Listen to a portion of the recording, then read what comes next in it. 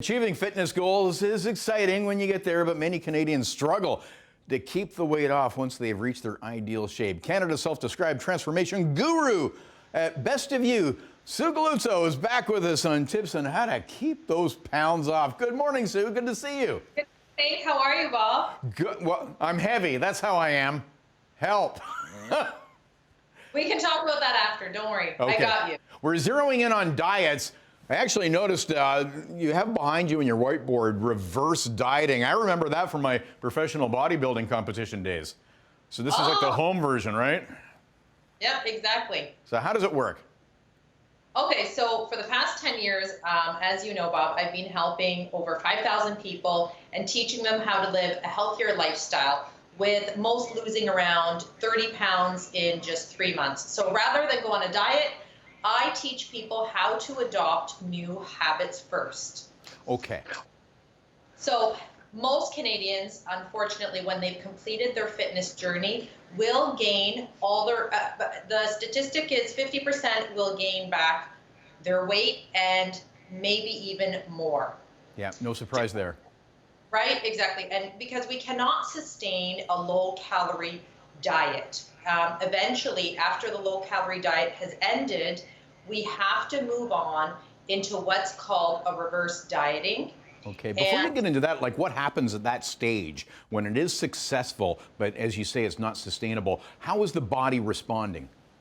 Okay, so, you know, upon finishing a diet phase or a cutting phase, as we like to call it now, which is the more trendy name, what happens is your body has gotten used to burning at a low calorie rate. So for some people, it's around 12 to 1,400 calories.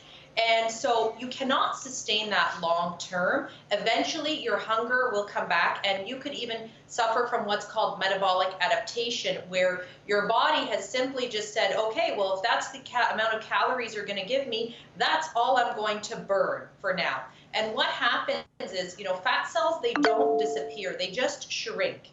And they're very, very sensitive at the end of a cutting stage.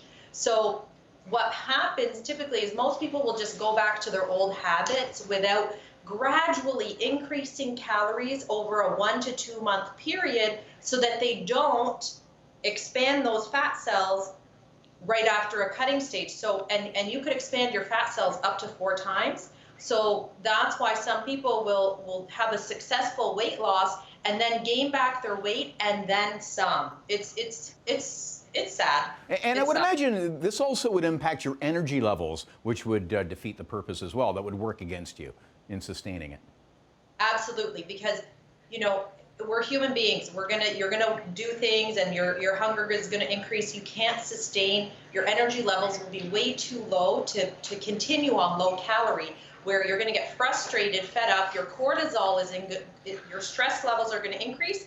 And then you're just going to start to eat and without consideration for how much you're eating and exactly what you're eating. So typically, the reverse diet, again, you're reintroducing these portions. Typically, how long would that take? And long term, like how do we calculate how many our caloric intake where it should be? Okay, so for example, if I'm going to use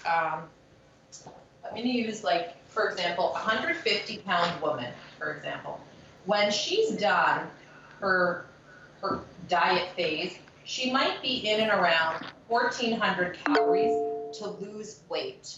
Okay? I don't know if you can, is that clear? Yeah, that's better. Is that better? Okay.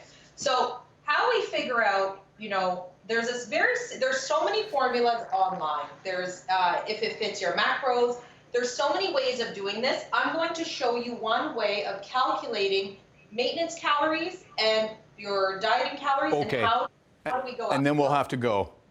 But we will link up your website at chh.com for more information. So simple calorie, it's 9 plus the amount of days you work out, which is 12, which is around 1,800 calories. So that's what we want to get to from 1,400. 1,400 to 1,800. We're going to add 100 calories every week, week 1, week 2, week 3, until we get to that. Okay, sounds like a plan. And again, we'll have more online.